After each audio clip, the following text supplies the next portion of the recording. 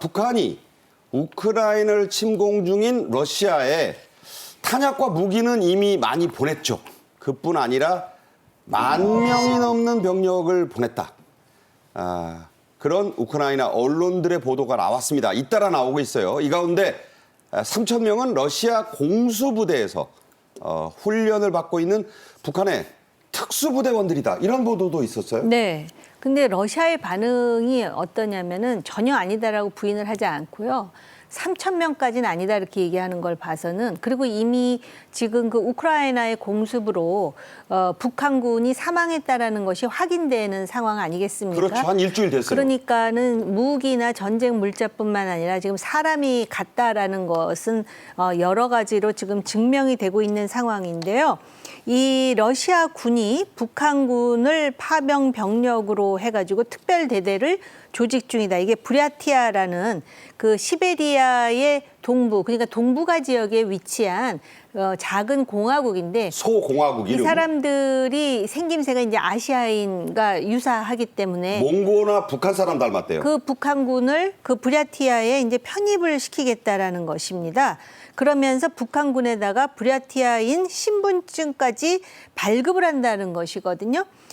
한마디로 러시아군의 부담을 덜기 위해서 고위험의 작전에 지금 이 사람들을 투입시키는 게 아니냐. 근데 우리가 얼마 전에 다루었듯이 북한과 러시아는 지금 포괄적 전략적 동반자 관계 해가지고선 동맹에 가까운, 그래서 곧 비준을 앞두고 있습니다. 양국이. 그렇죠. 그런 상황에서 그냥 군대를 파견하는 것도 아니고 마치도 러시아의 용병처럼 지금 북한군이 투입된다라는 것에 함의가 상당히 심각합니다. 이거는 남북 관계뿐만이 아니라 한러 관계라든지 미러 관계라든지 그다음에 우크라이나전에 투입이 된다라는 거는 지금 우크라이나가 상당히 장기전 속에서도 선전하고 있는데 이것이 더 소모전으로 바뀌면서 러시아의 숨통을 틔워줄 가능성이 있습니다.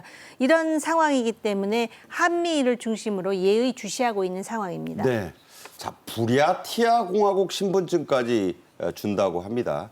젤렌스키 우크라이나 대통령도 이 문제를 매우 심각하게 엄중하게 보고 있어요.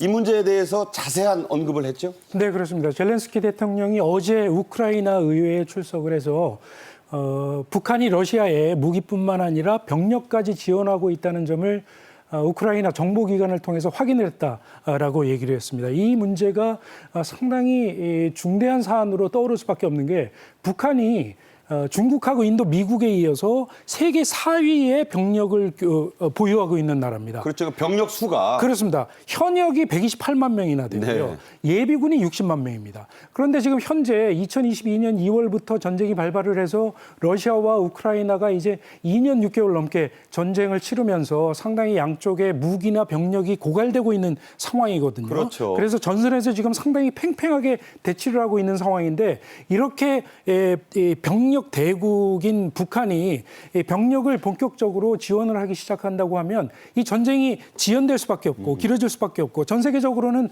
우크라이나 전쟁이 빨리 끝나서 평화가 찾아오기를 지금 학수고대를 하고 있는데, 그 종전협정은 더욱더 지연될 수밖에 그렇죠. 없겠죠. 그리고 또한 이 우크라이나 입장에서는 지금 힘겹게 러시아군을 막고 있는 상황에서 북한이 여기에 가세를 한다고 하면 전세가 훨씬 더 불리해질 수밖에 없고요. 이 문제는 곧 지금 우크라이나를 지원을 하고 있는 미국을 포함한 서방 국가에게도 상당히 중대한 문제가 될 수밖에 없기 때문에 이 사실이 어디까지가 사실인지를 먼저 파악을 해서 적극적으로 대응하는 노력이 국제사회에서 지금 본격적으로 전개가 될 것으로 이렇게 보입니다. 네. 말씀드린 대로 우크라이나 매체 보도인데 러시아가 딱히 부인을 안 하고 있어요. 숫자는 좀 뭐 그 정도까지는 아니다. 그러니까 사실상 인정하고 있는 셈입니다. 북한군 파병선은 10월 초에 우크라이나군의 이 드론 미사일 등의 공격으로 북한군 장교들이 숨지고 다쳤다는 우크라이나 언론의 보도 이후에 본격적으로 제기되어 왔습니다. 그때 있었던 발표를 한번 직접 들어보겠습니다. Розвиток служби зовнішньої розвідки та ГУР щодо намірів росіян на осінь-зиму. Все доволі детально, фактично включення у війну Північної Кореї. 네, 당시에 한 8명가량이 현장에서 전사했고 상당수는 너무 다쳐서 모스크바 병원으로 후송됐다는 보도까지 나왔었거든요. 자, 이런 와중에 파병된 북한군 수십 명, 뭐 일단 숫자를 제시한 언론도 있습니다. 러시아에 그서 18명이 지금 인근으로 탈영을 했다, 북한군이. 그래서 추적을 받고 있다, 이런 보도까지 나왔습니다. 북한은 턱도 없는 가짜 뉴스라고 한다죠? 아니 근데 일단 러시아가 북한군을 거의 용병화해서 투입시킨다라는 거는 러시아와 우크라이나 전에서 좀 러시아가 여러 가지로 어려움에 처했다라는 방증이기도 합니다. 그러면서 북한군을 다른 곳도 아닌 고위험 지역에 지금 투입시키는 거 아니에요? 그러다 보면 북한군의 입장에서는 북한에서 굶어서 지옥을 경험하든지 네. 하나, 아니면은 이 러시아와 우크라이나 전에 투입돼 가지고 또 고위험 지역에서 지옥을 경험하나 총알바지 될 수 살기 있잖아요. 위해서는 네. 자기가 차라리 탈영하는 게 낫겠다라고 생각하지 않겠습니까? 물론 이런 군인의 그 사례는 아니었지만 오래전에 북한이 외화벌이를 위해서 러시아의 벌목공을 투입시킨 적이 있었습니다. 그렇죠. 그 벌목공이 사실은 그 탈북에 있어서 상당히 많은 수의 벌목공들이 또 우리나라까지 탈북을 한 경우가 있었기 때문에 이거는 가짜 뉴스라고 이렇게 북한 측에서는 반박하고 있지만은 사실은 그럴 듯한 일리가 있는 이야기다라고 볼 수가 있는 것이고요.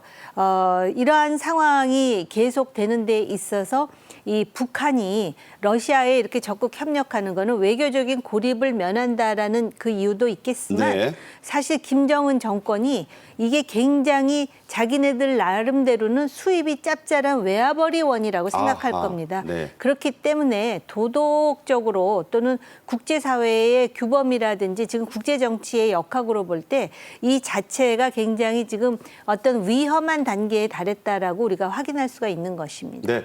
자, 이 소식을 접한 미국 정부, 백악관이 있고 또 국무부가 있습니다. 여기서도 공식 입장이 나왔어요. 자, 어떻게 나왔습니까? 지금 만약에 이게 사실이라면은 이거는 푸틴이 굉장히 절박한 것이다. 제가 조금 전에도 말씀드렸듯이. 그러나 북한 군인이 러시아를 위해 싸운다는 보도는 상당히 우려된다. 그러면서 이거 자체가 미국 대선을 앞두고 뭔가 시그널을 보내려는 것 아니냐 이렇게까지 해석을 하면서 나름대로는 신중한 자세를 취하는데요. 이게 지금 미러 관계가 사실은 냉전이 끝났다라고는 하지만 네. 국제 정치에서 굉장히 중요한 축인데 네. 여기에 새로운 변수 더군다나 지금 핵이라든지 미사일 때문에 국제 사회에 거의 탕화처럼 되어 있는 북한을 지금 투입시킨다라는 게 문제일 뿐만 아니라 다시 우리 관점에서 보면은 한러 관계가 냉랭해졌지만 예를 든다면은 우리나라의 대기업이 지금 진출해서 거기 러시아에서 생산도 하고 있고 경제적인 그런 교류가 있는데 네. 과연 향후에 이 러시아와 북한이 이렇게 군사적으로 돈독해지면은 이 문제를 또 어떤 식으로 솔루션을 찾아야 될지 여러 가지 난제를 지금 제기하고 있다라는 점입니다. 그렇군요. 자, 우리 정부는 이런 보도들이 사실일 가능성에 일단 초점을 맞추고 대응하고 있습니다. 움직임이 상당히 긴박하죠? 네, 그렇습니다. 무엇보다도 이제 사실 확인이 제일 중요한 문제일 겁니다. 이 우크라이나 쪽에서 나오는 정보기 때문에 이게 어디까지가 사실인지를 상당히 분주하게 파악하고 있는 것으로 보이는데요. 국가정보원 관계자가 이 문제에 대해서 사실 확인을 위해서 우크라이나 측과 협력 중이고 러북 간의 불법적인 군사협력 중단을 다시 한번 촉구한다. 이렇게 강조를 했고요. 국방부도 이게 어디까지 사실인지 정확하게 사실관계를 지금 파악하고 있다고 얘기를 하고 있습니다.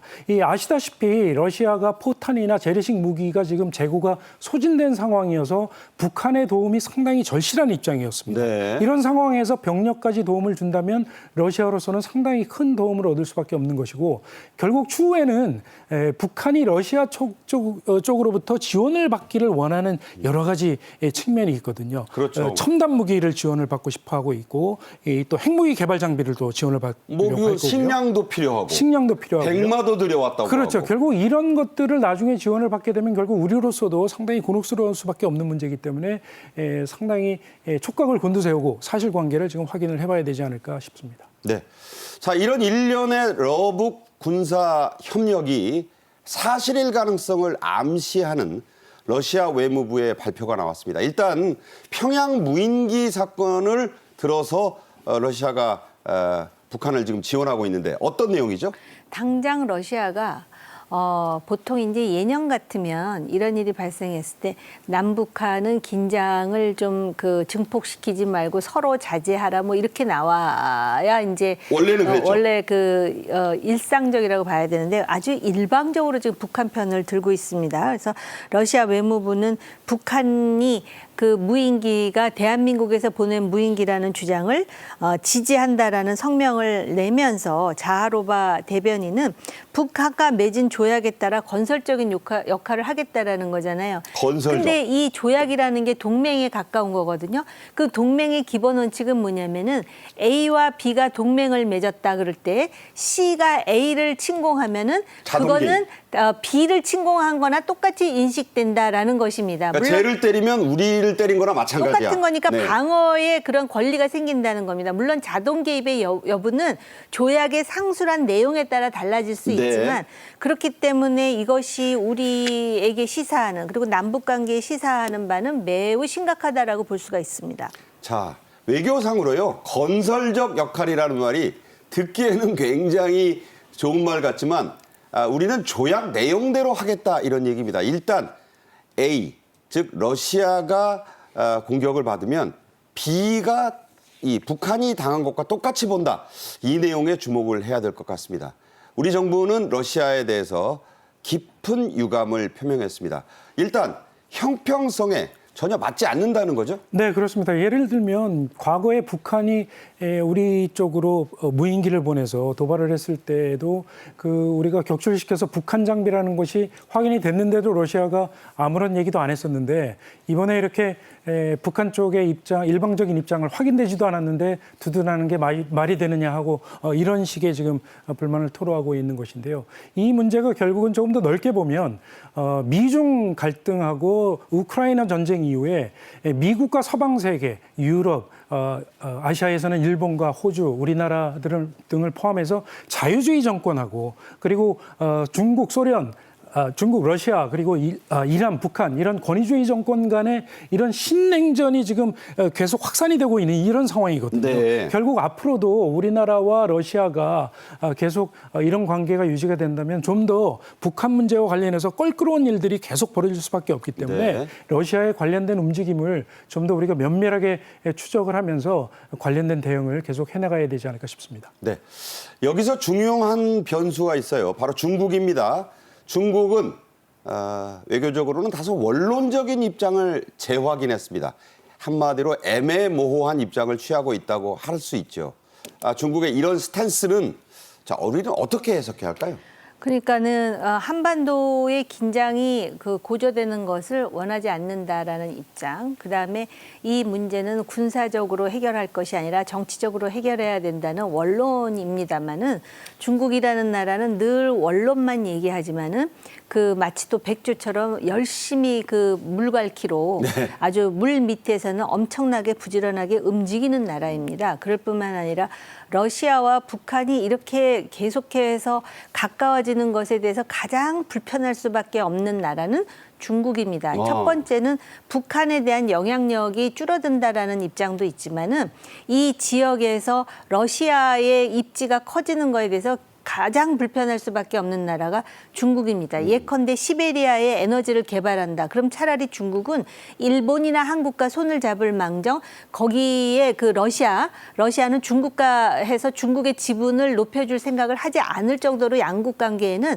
역사적으로 그리고 지정학적으로 굉장히 끈질긴 그런 어떤 반목의 그런 문화가 있습니다. 그렇기 때문에 오히려 우리 입장에서는 이러한 중국의 어떤 입장이라든지 이해를 지금 외교적으로 활용할 수 있는 방법을 전략적으로 생각해 봐야 된다고 봅니다. 네, 정 의원 말씀은 이럴 때는 우리가 중국을 좀 지렛대로 삼아서 러북 관계를 벌릴 수 있는 것도 외교적으로 고민해야 된다 이런 말씀이에요. 그렇습니다. 그러니까 우리가 오히려 중국하고 좀 가까워지면서 오히려 중국과 미국 간의 껄끄러운 관계에 있어서 우린 미국 편이에요 하기보다는 양쪽이 어떤 메신저 역할을 한다든지 역할 지분을 높이면서 그거에 대한 대가로 중국이 북한에 대해서 모종의 영향력을 행사할 수 있도록 굉장한 지략이 필요한 일입니다. 네, 외교와 국가 간 관계에는 영원한 적도 영원한 친구도 없다. 다시 한번 그 금언을 떠오르게 하는 대목이군요.